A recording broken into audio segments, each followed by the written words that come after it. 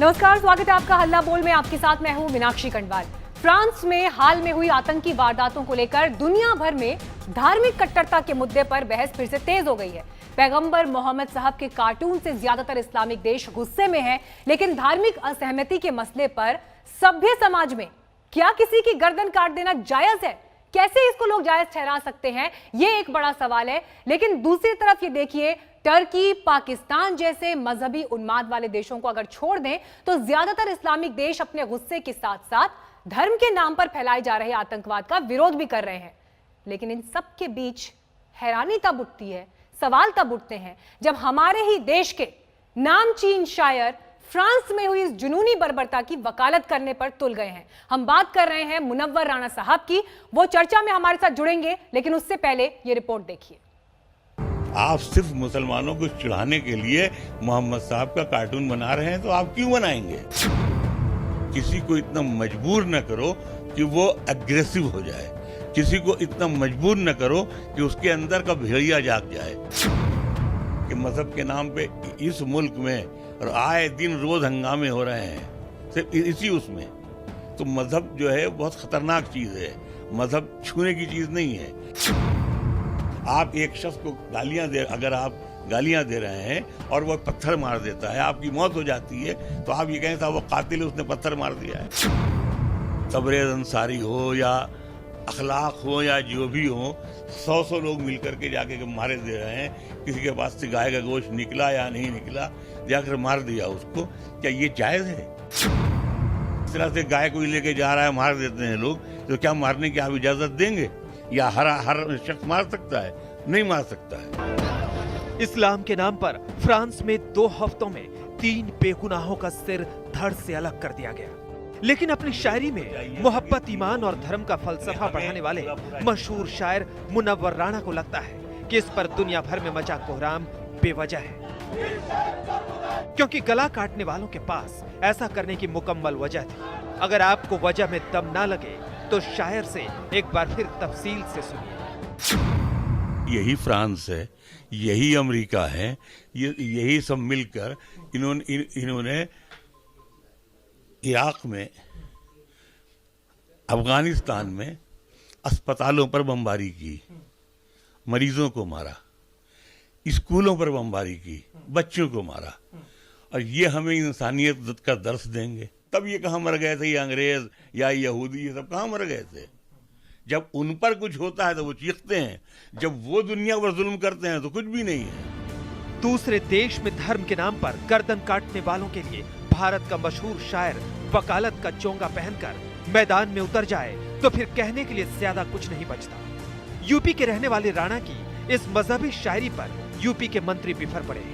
शायर की आड़ में एक आतंकी बहरूपिया आज पूरे देश ने देखा, लेकिन सवाल यहां पर यह है कि आतंक को समर्थन करने वाला यह शायर, इसको महिमा मंडित कौन करता था? ये किसकी आड़ में यहां तक पहुंचा और आज इसका इतना हौसला बढ़ गया कि इसने आतंकवाद को समर्थन देने की बात की, इसने आतंकवाद को जस्टिफाई करने की बात की। मुनव्वर राणा जैसे कवियों ने बहुत ही आपत्तिजनक और विवादास्पद बयान दिया है। किसी का गला काट देना, हमला करना, कत्ल करना, खून बहाना, लहूलुहान करना, आतंकवाद को बढ़ावा देना, ये बहुत ही निंदनीय बयान है। वैसे राणा का फ्रेंच कलाम अभी पूरा नहीं हुआ है। पीएम मोदी ने फ्रांस की आतंकी वारदात की निंदा की है। इस पर भी उनका शिकायतनामा जारी हुआ है। हमारा ख्याल से हमारे प्रधानमंत्री ने जल्दी कर दी, इसलिए कि वो राफेल खरीदा उन्होंने, तो उसकी तारीफ में उन्होंने कह दिया। हालांकि राफेल उसने फ्री में तो दिया नहीं, गिफ्ट तो किया नहीं, हराम में तो दिया नहीं, दुगने चौगने पैसे लिए होंगे। तो एक फ्रांस को खुश करने के लिए, एक फ्रांस की सपोर्ट हासिल करने के लिए आप 56 मुल्कों को आप अगर नाराज करें या उनको दुख हो कि नहीं मोदी साहब को ऐसा नहीं करना चाहिए, उनको कम से कम ये कहना चाहिए यहाँ ये गलत हुआ। लेकिन ये कि बिल्कुल हर तरह से फ्रांस को सपोर्ट दे देने का कोई मकसद नहीं हुआ। मुनव्वर राणा को देश और दुनिया और सरकारों से तमाम शिकायतें हैं। ये करना उनका हक है और वो करते भी रहते हैं। लेकिन एक घनघोर बर्बर आतंकी वारदात पर उनकी मजहबी दलीलें बड़े विवाद की वजह बन गई हैं। लखनऊ से अभिषेक मिश्रा और कुमार अभिषेक के साथ आज मुनव्वर राणा साहब इस वक्त हमारे साथ जुड़ गए हैं। ये पूरी रिपोर्ट आपने देखी। मुनव्वर राणा साहब, बहुत बहुत स्वागत है आपका आज तक पर। राणा साहब, बहुत हैरानी होती है क्योंकि जब आपकी शायरी, आपके शब्द, मोहब्बत, माँ को लेकर जो आपके अल्फाज रहे हैं वो हर इंसान को संवेदनशील कर देते हैं, हर इंसान के दिल को छू लेते हैं। और आपको जिस जगह खड़ा होना चाहिए, समाज में जहां एक डिस्कोर्स सेट करना चाहिए, आप फ्रांस में हुई घटना को लेकर एक ऐसा बयान दे देते हैं जिससे वाकई ये लगता है कि ये एक उकसाने वाला बयान है। क्यों?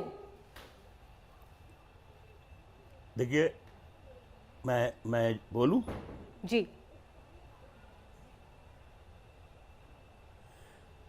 मैंने कहा वो तो आपने सब दोहरा दिया।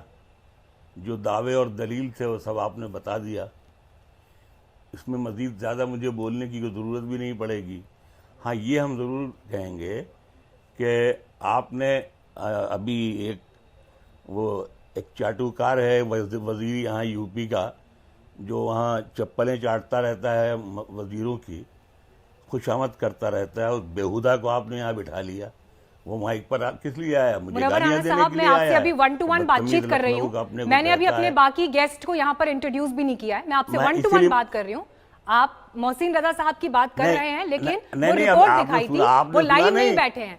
पर आपने उनके ऊपर सवाल पूछा है मुझसे, इसका जवाब मैं बीजेपी के नेता से लूंगी। जी, उनका जवाब मैं बीजेपी के नेता से लूंगी। मुनव्वर राणा साहब, आप मुझे बताइए, फ्रांस में देखिए, उन्होंने मुझे जितनी धार्मिक उन्माद के तहत गर्दन काट दी जाती है, आप इसको क्या जायज ठहरा रहे हैं? मेरी बात सुने पहले, इसका जवाब दीजिए। आप मेरी बात सुने, आप मेरी बात सुन लें।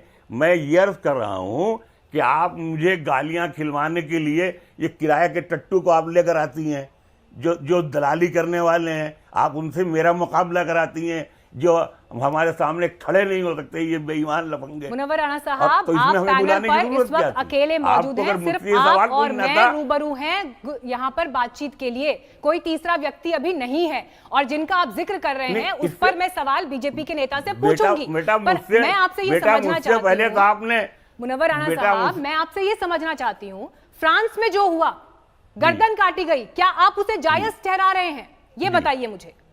जी नहीं, मैंने जायज बिल्कुल नहीं ठहराया। मेरी बात पूरी, असल में या तो मेरी बात आप समझ नहीं पाते हैं या मेरी बात के दूसरे मतलब निकालते हैं। मैं ये अर्ज कर रहा हूं कि यहाँ से मकबूल फिदा हुसैन को हिंदुस्तान छोड़कर सिर्फ इसलिए भागना पड़ा कि उन्होंने हिंदू मजहब से छेड़छाड़ की थी। नतीजे के तौर पर अगर वो अपनी जान बचाकर हिंदुस्तान छोड़कर न भागते तो वो यहाँ मार दिए जाते। वो यहाँ से चले गए और 90 साल का बूढ़ा आदमी जिसने पूरी जिंदगी हिंदुस्तान की वफादारी की थी, वो जाके गैर मुल्क में उसने दम तोड़ा सिर्फ इसलिए कि उसने मजहब को छू लिया था। एक बात, ये जो 470 साल पहले जो बाबरी मस्जिद के सिलसिले में जिन बादशाहों ने भी गलती की हो और मजहबी मामले में यानी वहाँ मंदिर तोड़ के मस्जिद बना दिया, जिसका नतीजा आज तक पूरी कौम को गालियां खा के, नफरतें हासिल करके, सब तरह से हासिल करना पड़ रहा है। मैंने ये अर्ज किया था कि मजहब एक खतरनाक खेल है, इससे आदमी को दूर रहना चाहिए। दुनिया में कार्टून इसलिए बनाए जाने लगे कि हर शख्स एक दूसरे को गाली नहीं दे सकता था। कार्टून बनाने का मतलब ये है कि अल्लाह की, भगवान की बनाई हुई शक्ल को आप बिगाड़ कर पेश करना चाहते हैं। एक बात। दूसरी बात ये कि एक शख्स जो पढ़ा रहा है, जो टीचर है, वो कार्टून बना करके मोहम्मद साहब का कार्टून क्यों दिखाएगा? उसको दिखाना है खुदा का कार्टून दिखाए, हजरत ईसा का कार्टून दिखाए, हजरत दाऊद अलैहिस्सलाम का कार्टून दिखाए, हजरत मरियम का कार्टून दिखाए, लेकिन वो नहीं दिखाएगा इसलिए कि वो खुदा को वो भी मानता है। उसको सिर्फ प्रॉब्लम है तो मोहम्मद साहब से। दुनिया में मुसलमानों की जितनी भी जंगें रही हैं वो,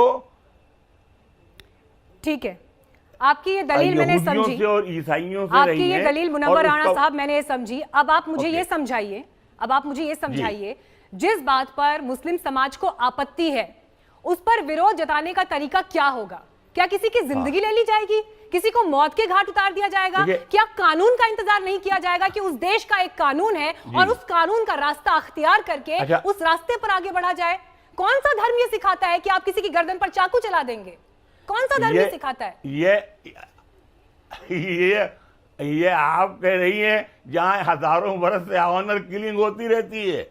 ये आप सिखा रही हैं जहां 6 बरस से पहलू खान हो या अखलाक हो या तबरेज खान हो, सबको गाय का गोश्त लेके जा रहे हैं और या कुछ लेके जा रहे हैं और मार दिया। जहां आप धर्म के नाम पर, गाय नाम पर, इस बातचीत में आपको इसलिए बुलाया है कि ताकि हम एक ज़हीन बात करें, एक सभ्य तरीके से बातचीत को आगे बढ़ाएं और कम से कम जो ये धार्मिक उन्माद की वजह से भीड़ में तब्दील कर दिया जाता है लोगों को, उससे बचे। हम लोगों को समझाएं कि सही तरीका क्या है किसी मुद्दे पर अपनी राय देने का।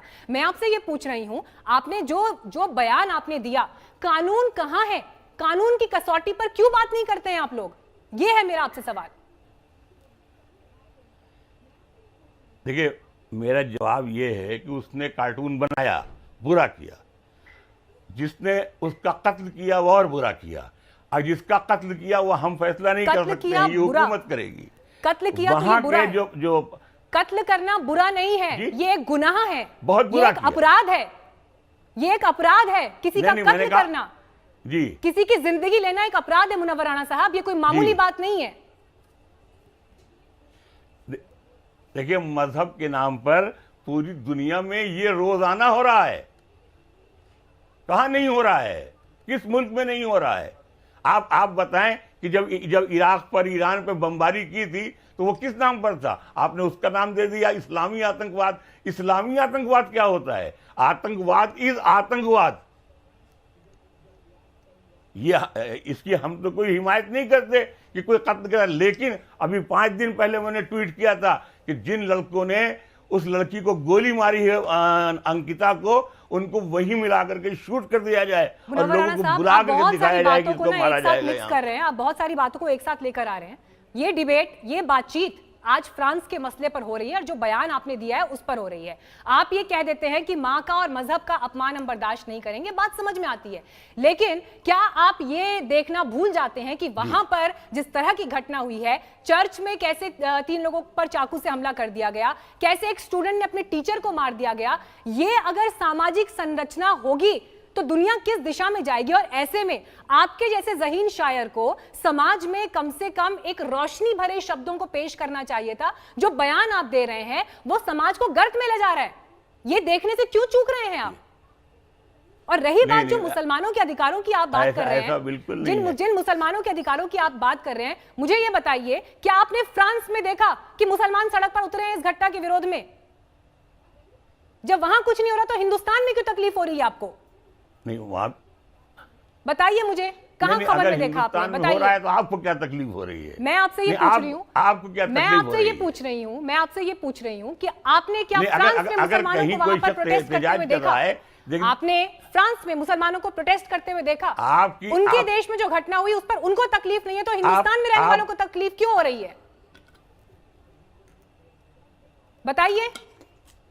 आप बेटे पैदा नहीं हुई होंगी जब जुल्फिकार अली, एक मिनट, जब जुल्फिकार अली भुट्टो को फांसी दी गई थी, जो दुश्मन मुल्क का आदमी था और हमेशा हिंदुस्तान को गाली देता था, तो उस रात हजारों लाखों हिंदू घरों में खाना नहीं पक्का था उसके। ये मुझे आपको समझाने की जरूरत नहीं है, ये मुझे आपको समझाने की जरूरत नहीं है कि किस तरह से लम्हों की खता ने सदियों में परेशानियां पैदा की हैं। ये नहीं समझाऊंगी मैं आपको। मैं आपसे आज की तारीख में, अभी के समय की बात कर रही हूं, तो आप मुझे उस पर जवाब दीजिए।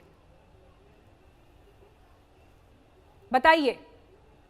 मैं जवाब ही तो दे रहा हूं, अब आप समझ ना पाए। देखिए, सीधा सवाल है दुनिया में राणा साहब, सीधा सवाल है आपसे। फ्रांस में मुसलमानों ने सड़क पर उतरकर प्रोटेस्ट नहीं किया, अपने राष्ट्रपति की तस्वीर पर जूते नहीं मारे, ना उन्हें गालियां दी, तो हिंदुस्तान में किस बात की तकलीफ हो रही है? क्या वहां के मुसलमानों का इस्लाम अलग है और हिंदुस्तान के मुसलमानों का इस्लाम अलग है? मुझे समझाइए ये डिफरेंस। नहीं, ये बात तो आप वहां फ्रांस के मुसलमानों से पूछे ना, आप मुझसे क्यों पूछ रही हैं? क्योंकि आपने बयान दिया, मैं इसलिए आपसे पूछ रही हूं। मैं आपसे इसलिए पूछ रही हूं क्योंकि आप स्टेटमेंट दे रहे हैं। आवाज उठाना, मैं कह रहा हूं मैं कह रहा हूं आवाज उठाना, एहतजाज करना इंसान का बुनियादी हक है। यह है कि उससे कोई नुकसान ना हो, किसी को तकलीफ ना हो। लेकिन अगर कोई दुख होता है, कुछ भी हो, आज मैं एक बात कहता हूं कि इस मुल्क में अगर कोई आदमी हमारे किसी देवी देवता का कार्टून बनाए तो हम उसको के लिए भी कहेंगे कि इसको मार देना चाहिए। ये नफरत फैला रहा है। आप ऐसा ये कहेंगे? मतलब नहीं हुआ। आप बहुत सोच समझ कर बोलिए मुनव्वर राणा हमारी साहब, आप बात क्या बोल रहे हैं? बहुत सोच समझ कर बोलिए। मैं कहता हूं आप बहुत सोच समझ कर बोलिए। आप बहुत सोच नहीं, समझ बहुत कर बोलिए। सोच आप समझ ये कर कह रहे हैं मैं कि बोल हम भी रहा हूं। ऐसा कह देंगे। मैं आपके बयानों में ये फर्क आ रहा है, ये डबल स्टैंडर्ड में नहीं समझ पा रही हूँ। आपको इस बात की निंदा करनी चाहिए, इस बात पर खुले शब्दों के साथ कहना चाहिए कि किसी की गर्दन काट देने की इजाजत ना तो कोई धर्म देता है, ना कोई विश्वास देता है, ना कोई मान्यता देती है, और ना ही किसी देश का कानून देता है। और आप ये देखिए कि अलीगढ़ मुस्लिम यूनिवर्सिटी में किस तरह के नारे लग रहे हैं। देखिए आप वहां किस तरह के नारे लग रहे हैं, वहां किस तरह से बिहेडिंग्स की बात हो रही है, गर्दन काट देने की बात हो रही है। मैं आपसे ये कह रही हूं, जिस उम्र में आप हैं, साहित्यकार आप हैं, साहित्यकार तो समाज को दिशा देते हैं, दशा देते हैं। हमारे यहाँ नहीं, देखिए ऐसा है कि अगर आप ये चाहें कि साहित्यकार कलम से नारा डालने लगे पैजामे में, तो हम वैसे साहित्यकार नहीं हैं। हमारा काम सच बोलना है, जो हो सकता है, जो होने वाला है, जो हो रहा है, मैं वो बोल रहा हूं और मैं वो बोलता रहूंगा, हमेशा बोलता रहूंगा कि ये जो मजहब के नाम पर जो तमाशे होते हैं, ये मुल्क के लिए, कौम के लिए, जमाने के लिए, इंसानियत के लिए खतरनाक होते हैं। जिसने कार्टून बनाया, जो मोहम्मद साहब की हंसी उड़ा रहा है, जो मजाक कर रहा है, जो तफरीह ले रहा है, मुनव्वर राणा साहब, मैं आपको थोड़ा सा बीते सालों की भी आपकी कुछ बातें याद दिला देती हूँ। मैं स्पेशली लिखकर लाई हूँ आपके ये स्टेटमेंट्स। यूपी के सीएम योगी आदित्यनाथ पर आपने टिप्पणी की कि वो एक विशेष समुदाय से नफरत करते हैं। राम मंदिर पर इस देश की सर्वोच्च अदालत के फैसले को आपने नाइंसाफी बता दिया। कोरोना वॉरियर्स के सम्मान में सेना के इस्तेमाल पर सीडीएस जनरल बिपिन रावत पर आपने ये आरोप लगा दिया कि वो बेजा इस्तेमाल कर रहे हैं सेना की ताकत का। अवार्ड वापसी का अपना एक दौर चला, उसमें भी जो आपके बयान थे वो पूरे देश ने देखे। नवंबर 2016 में भोपाल में सिमी के संदिग्ध आतंकवादियों के फर्जी एनकाउंटर को आपने जो है सवालों में ला दिया। उस पर आपने तमाम जो है सवाल खड़े करके एक बार फिर अपने बयानों से लोगों को उकसाने की कोशिश की। ये जो जिस तरह से आपके बयान विवाद पैदा कर रहे हैं, एक स्पेसिफिक टाइम है इसका। क्यों ये सब कुछ 2014 के बाद शुरू हो रहा है, बताइए मुझे। ये जिस तरह से आपके बयानों ने ये विवाद का रास्ता पकड़ा है, पहले तो ऐसा नहीं था जनाब। देखिए अब विवाद तो आप पैदा कर रही हैं या लोग पैदा कर रहे हैं। हमने अगर सुप्रीम कोर्ट के उस फैसले के बारे में जो बोला, अगर वो गलत है तो आप हम पर मुकदमा कीजिए, हमें अरेस्ट कीजिए। हमारी बात कड़वी जरूर हो सकती है, दुनिया की हर दवा होम्योपैथी गोली नहीं होती, कड़वी भी होती है। लेकिन आखिरी सवाल पूछूंगी सर आपसे, और दिल पर हाथ रख के, अगर मैंने इसका जवाब दीजिएगा मुनव्वर राणा साहब। मैं बहुत इज्जत करती हूं आपकी शायरी की, मैं आपकी शायरी की मुरीद हूं, बहुत पढ़ी है आपकी शायरी। जीती रही है, दिल पर हाथ रख के मुनव्वर राणा साहब मुझे इसका जवाब दीजिएगा। आप साहित्य आज तक के हमारे कार्यक्रम में आते रहे हैं, और किस तरह से दिल थाम के युवाओं ने सुना है आपको बैठकर, हर उम्र के लोगों ने दिल थाम कर। इस सवाल का मुझे आप जवाब दीजिएगा, धर्म बड़ा है या इंसान बड़ा है? देखिए, अगर इंसान नहीं होता तो धर्म कहां से आता? तो पहले तो दुनिया में भगवान ने इंसान भेजा ना, आदम और हव्वा को भेजा, और उस वक्त जो उनसे बच्चे पैदा हुए वो सब भाई बहन थे। बाद में ये बैरिकेटिंग पैदा हुई कि ये माँ है, ये बहन है, ये बेटी है, ये रिश्ते हैं। अगर ये रिश्ते न बनाए जाते तो लोग एक दूसरे को नोच डालते। तो इंसान के बगैर धर्म का तो तस्वुर ही नहीं हो सकता है।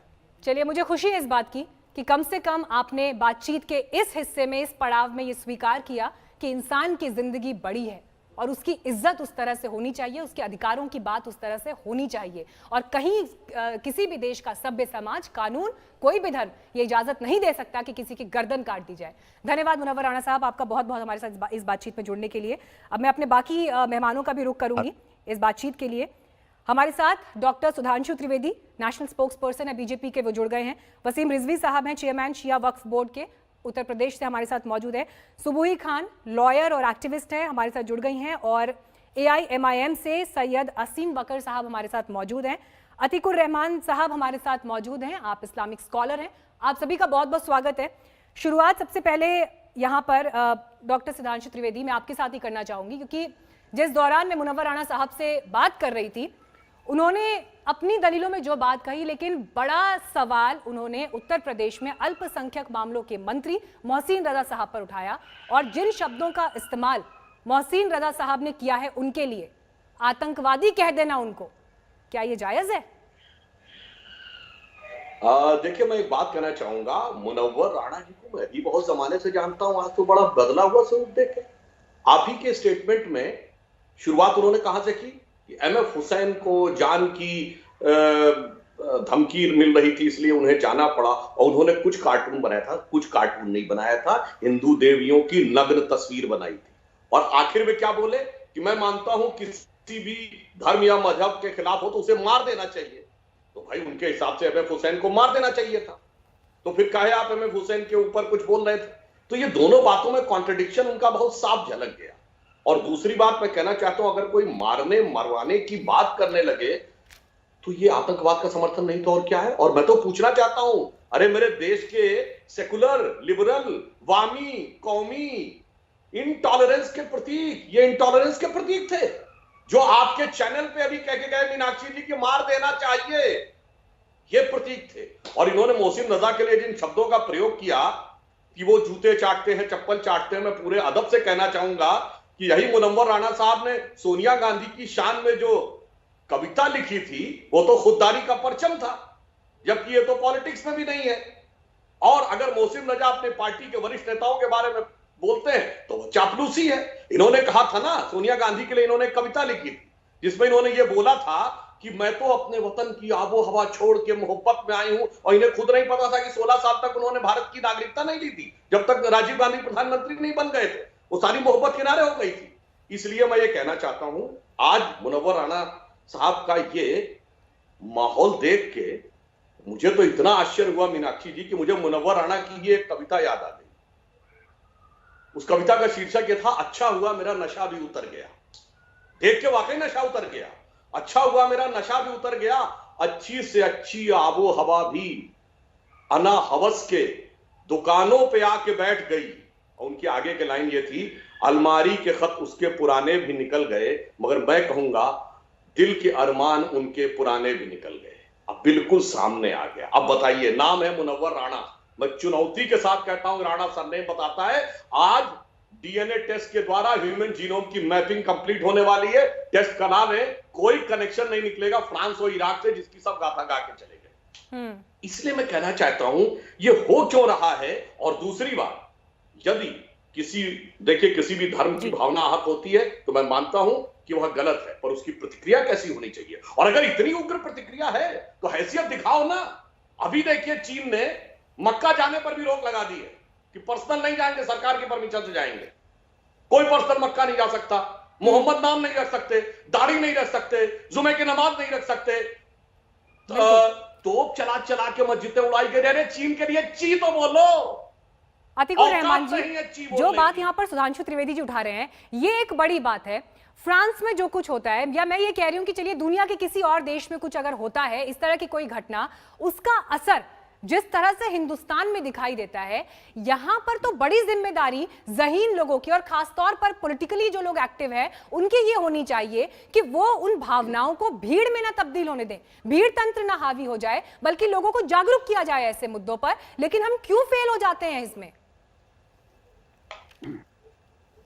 मीनाक्षी जी, बहुत सारे इश्यूज हैं जिसके ऊपर हम लोगों को नेशनल कंसेंसस जरूरी है।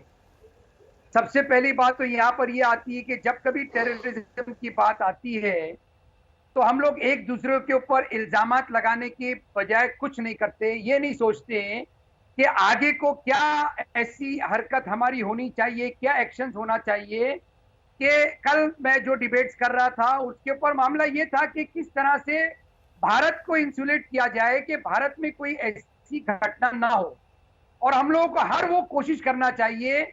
और कोशिश करने के लिए हम अगर टीवी डिबेट्स के ऊपर बैठे हुए कोई ऐसा बयान नहीं जाना चाहिए जो आपसी सौहार्द को बिगाड़े। तो जैसा कि मैंने पहले कहा कि नेशनल कंसेंसस तो हम पैदा कर ही नहीं पाते हैं, और इसीलिए नहीं कर पाते हैं कि जब कभी हम बीजेपी स्पोक्स पर्सन से बात कर रहे हैं, या मैं अपना रुख रख रहा हूं, या मुनव्वर राणा साहब कोई पहल करने को तैयार नहीं है कि कोई ऐसा वक्तव्य इशू किया जाए जिससे नेशनल कंसेंसस आए। अब मैं अगर पहल करना चाहूं मीनाक्षी जी, तो मैं सिर्फ इतना ही कहना चाहूंगा, जिस चीज की इस्लाम इजाजत नहीं देता है उस चीज की पैरवी हम कैसे कर सकते हैं।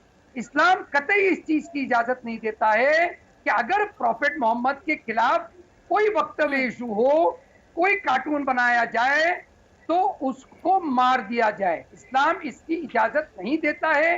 प्रॉफेट मोहम्मद ने इन चीजों का सहारा कभी नहीं लिया। बेशुमार ऐसी एग्जाम्पल्स हमारे ठीक है पास अतिकुर हैं रहमान जी, आपने जहां पर एक बड़ा प्रॉफेट पॉइंट यहाँ मोहम्मद जरूर के ये उठाया है कि जो ये अभिव्यक्ति की आजादी की अवधारणा हम सबके जहन में है आज के दौर में, क्या इस पर भी अब नए सिरे से चर्चा की जरूरत है? सुधांशु जी भी इस पर जवाब देना चाहते हैं। बाकी और आइए लौटते हैं अपनी चर्चा पर। तमाम खास मेहमान हमारे साथ बने हुए हैं। सुधांशु त्रिवेदी हमारे साथ हैं, वसीम रिजवी साहब हमारे साथ हैं, सुबुही खान, सैयद आसिम वकार और साथ ही अतिकुर रहमान हमारे साथ इस चर्चा में जुड़े हुए हैं। रुख मैं आपका करूंगी आसिम वकार साहब। सवाल ये उठता है जहन में, फ्रांस में जो घटना हुई और उसके बाद हिंदुस्तान में जिस तरह के बयान दिए जा रहे हैं, जिस तरह से भावनाओं को सुलगाया जा रहा है, कोई भी देश कानून से चलेगा, वहां की सामाजिक संरचना के हिसाब से चलेगा या लोगों की भावनाओं के हिसाब से चलेगा? देखिए, मैं आपको एक लाइन बताना चाहता हूं पढ़कर कि जो घटिया दुश्मन होता है, जलील दुश्मन होता है, उसकी पहली पहचान ये होती है कि जब वो आपसे जमीन पर मुकाबला नहीं कर पाता है तो वो आपके मजहब पे हमले करने लगता है। ये पहचान होती है घटिया दुश्मन। मैं किसी भी तरह से किसी हिंसा का समर्थन नहीं करता हूं, लेकिन मैं किसी तरह से ये भी बर्दाश्त नहीं करूंगा कि हमारे प्यारे नबी फकरे कौनैन सरवरे दो आलम हजरत मोहम्मद सल्लल्लाहु अलैहि वसल्लम की शान में कोई गुस्ताखी करे। ये बर्दाश्त नहीं करूंगा मैं, क्योंकि मैं कभी किसी मजहब का ना तो मैं कभी किसी को बुरा कहता हूं, ना मैं किसी मजहब की बेइज्जती करता हूं, ना मैं किसी आसिम साहब, देवी देवता की बेइज्जती बर्दाश्त करता हूं। मैं नहीं सबकी इज्जत करेंगे करता तो इसका मतलब क्या होता है? अगर कोई भी शख्स ये कह रहा है, मैं सम्मान करती हूँ कि ठीक है, हर व्यक्ति अपने आस्था, अपने विश्वास के प्रति हर व्यक्ति के मन में एक सम्मान होता है और कोई उससे समझौता नहीं करना चाहता। लेकिन जब हम ये कहते हैं, सुनिए आसिम साहब, जब हम ये कहते हैं कि हम बर्दाश्त नहीं करेंगे, इसकी परिभाषा क्या होती है? क्या हम किसी की गर्दन पर चाकू चला देंगे? क्या हम किसी को हम ट्रक से कुचल देंगे? क्या हम चर्च में घुसकर चाकू मार देंगे? आप बहुत बताइए। सुनिए, 2 लाइनें सुनिए मेरी भी। अब ये कोई फ्रांस ने पहली बार नहीं किया है, ना फ्रांस ने दूसरी बार किया। फ्रांस इससे पहले भी कई बार कर चुका है। फ्रांस का रिकॉर्ड है, सन 1895 से सन 1901 के बीच में कई बार इन्होंने कोशिश की थी। फ्रांस में थिएटर बनाया गया था जिसमें रसूल अल्लाह का बेहुरमती करने के लिए उसमें उन्होंने चेहरे बनाकर दिखाने की कोशिश की थी। ये मैं आपको बता रहा हूं 1895 की। पूरी दुनिया के मुसलमानों ने उस वक्त एतराज किया था, फ्रांस के खिलाफ यकजहती और एकजुट हुए थे। ये हमारे पैगंबर का मामला है, हम मोहब्बत करते हैं उनसे। अगर आपको इतनी जबान की आजादी चाहिए तो खाली जबान की आजादी इस्लाम में और मोहम्मद साहब के खिलाफ क्यों है, ईसा अलैहिस्सलाम के खिलाफ क्यों नहीं? आसिम साहब, तो फिर फ्रांस में मुसलमान क्यों नहीं उतरे हैं सड़कों पर? फ्रांस में मुसलमान क्यों नहीं कर रहे हैं प्रोटेस्ट? फ्रांस में मुसलमान क्यों नहीं कर रहे? वो जो हिंदुस्तान में हमने भोपाल की सड़कों पर देख लिया, वहां क्यों नहीं हो रहा है ये? देखिए, हो सकता है कि जो हिंदुस्तान के बाकी दुनिया के मुसलमान हैं उनके नबी मोहम्मद सल्लल्लाहु अलैहि वसल्लम हो सकता हो फ्रांस वालों के ना हो। ये सवाल फ्रांस वालों से पूछिए, जिनके पैगंबर इस्लाम आकाए इस्लाम है, वो विरोध करेंगे। लेकिन मुझे लगता है आसिम साहब, मुझे लगता है कि थोड़ा सा बड़ी तस्वीर की तरफ भी हमें रुख करना चाहिए। सुबुही खान, आइए अब चर्चा में जिस बात का जिक्र देखिए यहाँ पर आसिम साहब कर रहे हैं, सुबुही खान, बड़ी बात वो ये कह रहे हैं कि फ्रांस में जो कुछ भी हो रहा है वो उस पर सवाल खड़ा कर रहे हैं।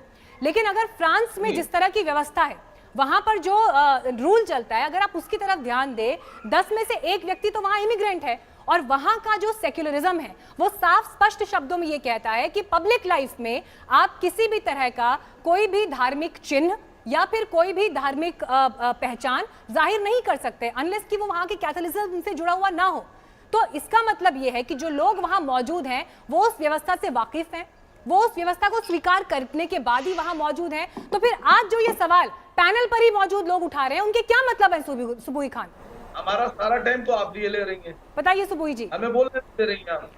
हो गया। मैं अब आपसे सुन कह रहा हूं, लीजिए। जी जी मोदी जी के मीनाक्षी खिलाफ- जी प्लीज मेरे मेरे पास मैंने अभी पूरी बाकी डिबेट पैनल में आपको दो लोग शांति और से ऐसे हैं सुनी जिनके है। पास में जा नहीं पाई, मैंने उनसे पूरी मुझे जवाब डिबेट देना है। शांति से सुबोई सुनी खान है। बोलिए। आसिम ये साहब आपसे ऐसे मैं ही दो सवाल उछलेंगे पूछ चुकी क्योंकि हूं, इन्हें प्लीज उनका पता जवाब है देने कि जब दीजिए मुझे। सुबोई खान बोलेगी तो इनकी बोलती बंद हो जाएगी।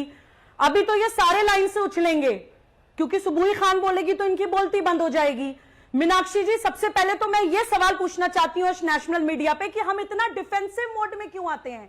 राइट टू प्राइवेट डिफेंस ना ही सिर्फ एक ह्यूमन राइट है बल्कि एक लीगल राइट भी है। जब फ्रांस में बार बार गर्दनें कट रही हैं, आतंक के नाम पे मारा जा रहा है पूरी कम्युनिटी को, पूरे देश का नाश किया जा रहा है, तो वो स्ट्रिंजेंट एक्शंस लेंगे या नहीं लेंगे। अगर रैशनल मुसलमानों को बुरा लग रहा है तो वो अपने आप को रेडिकल मुसलमानों से अलग करें, वरना गेहूं के साथ घुन भी पिसता है। अगर मेरे पास किसी चावल में इतने कीड़े हो जाएं कि मैं उसमें से कीड़े और चावल अलग ना कर पाऊं तो मैं सारे चावल को उठा के फेंकूंगी। तो पहले चावल साफ करिए अगर आपको बुरा लग रहा है तो। दूसरी बात, आज आपके पैनल पे एक जिहादी और वहाबी और एक आतंकी मानसिकता का इंसान बैठा था, उसको मैं और एक्सपोज करना चाहती हूं क्योंकि हम लोग हमेशा डिफेंसिव मोड में चले जाते हैं। कुछ प्रताप महाराणा होते हैं, कुछ सड़क छाप मुनव्वर राणा होते हैं। इस लाइन से मैं अपनी बात शुरू करूंगी। ये जहरीली मानसिकता वाले इंसान ने आज अपनी 3 क्वालिटीज एक्सपोज करी। एक तो उसने अपनी जिहादी मानसिकता एक्सपोज करी, दूसरा उसने अपना अहंकार एक्सपोज करा कि मेरे सामने किसको बैठा दिया कि उसके सामने कोई बैठने की कोई हैसियत नहीं है किसी की। तीसरा उसने अपनी हसद और जलन एक्सपोज करी, सत्ता का लालच एक्सपोज करा कि दूसरे को मंत्री क्यों बना दिया उत्तर प्रदेश का, मुझे बना दो उत्तर प्रदेश का मंत्री। वो जलन आज उस इंसान की साफ दिखाई दी। यही इस्लाम का दुर्भाग्य है कि ये जो यजीद और इस्लाम के नाम पे पॉलिटिकल इस्लाम चलाने वाले लोग हैं, ये हमेशा राष्ट्रवादी और इंसानियत के रास्ते पे चलने वाले मुसलमानों को ऐसे ही बेइज्जत करते हैं। यही यजीद के टाइम पे हुआ था, यही हजरत अली के साथ हुआ था, यही आज ये एक्सपोज कर रहे हैं। मैं आपके चैनल से सारे राष्ट्रवादी मुसलमानों से अपील करना चाहती हूं कि इनकी इस बकवास से बिल्कुल ऑफेंड ना हो। आज आपको आरएसएस बीजेपी का मुसलमान कह दिया जाता है, लेकिन इतिहास गवाह है कि ये आतंकी नवासे रसूल के ना हुए तो ये क्या मुसलमान के होंगे और ये क्या भारत के होंगे। दूसरी बात, मैं एक सवाल इनसे पूछना चाहती हूँ कि अगर ये प्रॉफिट मोहम्मद के सम्मान की लड़ाई है, अगर ये प्रॉफिट मोहम्मद के सम्मान की लड़ाई है, तो जब प्रॉफिट के नाम पे जैशे मोहम्मद चलती है तब कहां जाती है ये लड़ाई। जब इस्लाम के नाम पे हैदराबाद में माइनर बच्चियां वो शेख खरीद के वैश्यावृत्ति करते हैं तब कहां जाती है लड़ाई। जब पूरी दुनिया में फिरका परस्ती करके मुसलमान को ही मारा जाता है तब कहां जाती है लड़ाई। मुसलमानों की बड़ी तस्वीर पर हमें इन सवालों को रखने की जरूरत है। लेकिन रिजवी साहब चर्चा में आइए और मुझे ये बताइए रिजवी साहब, क्या सिर्फ हिंदुस्तान में इसी तरह के मसलों को उठाकर सड़क पर भीड़ में इन मसलों को तब्दील करके मुसलमानों की असली जो परेशानियां हैं उनसे ध्यान हटाने की कोशिश है? क्योंकि देखा तो नहीं हमने कभी कि सच्चर कमेटी की सिफारिशों को लेकर कोई आंदोलन हो गया हो या मुसलमानों की गरीबी और शिक्षा पर कोई आंदोलन हो गया हो। देखिए, ये एक मिशन है और ये आज का नहीं है, 1400 साल पहले से एक मिशन है, जिहादी मिशन है। और ये पूरी हिंदुस्तान की प्रॉब्लम नहीं है, ये पूरे दुनिया में जिहाद के नाम पर कत्ल कर दो, या अगर जो चीज तुमको अच्छी नहीं लग रही है उसके नाम पर कत्ल कर दो। रसूल सल्लल्लाहु अलैहि वसल्लम का अगर किसी ने कार्टून बना दिया तो तुमने उसको कत्ल कर दिया। उसने अगर कोई गलती की है तो तुमको कत्ल करने का अधिकार किसने दिया? ये अधिकार हम बता रहे हैं किसने दिया। ये अधिकार, जैसे अभी सुबोई खान साहब बोल रही थी, ये अधिकार यजीद ने दिया, ये अधिकार माविया ने दिया, ये अधिकार खिलाफत ने दिया। ये 1400 साल पुराना अधिकार है उन कट्टरपंथी मुसलमानों को जो मिला है कि जो चीज समझ में ना आए या जो चीज तुम्हें पसंद ना आए उसकी गर्दन काट के हत्या करो, उसको बेदर्दी से मार दो। तो तुम अपनी तस्वीर जैसे पेश करोगे अगला वैसे ही समझेगा। अगर मोहम्मद साहब पर आज कोई कार्टून बना रहा है या मोहम्मद साहब के खिलाफ कोई विवादित किताब लिखी जा रही है, ये कोई विवादित टिप्पणी कोई कह रहा है, तो वो चीज के लिए जिम्मेदार तुम ही हो। तुम अपना किरदार पूरी दुनिया में इस तरह का तुमने पेश किया है कि तुम असलहे उठाए हुए हो, जिहादी मानसिकता लेकर बेगुनाह लोगों का कत्ल कर रहे हो। इराक के अंदर तुमने औरतों को कब्जा किया, उनको सरेआम औरतों को बाजारों में बेचा गया है। ये क्या इस्लाम ये सिखाता है?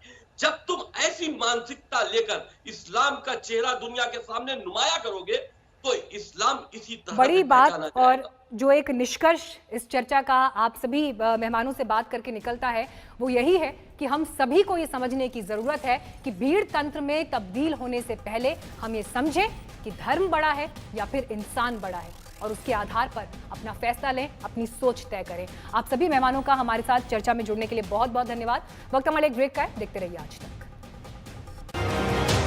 नमस्कार, मैं हूं अंजना ओम कश्यप। हमें उम्मीद है ये वीडियो आपको पसंद आया होगा। लेटेस्ट खबरों के लिए यूं ही देखते रहिए आज तक और इस वीडियो के पसंद आने पर लाइक, शेयर एंड सब्सक्राइब करना ना भूलें।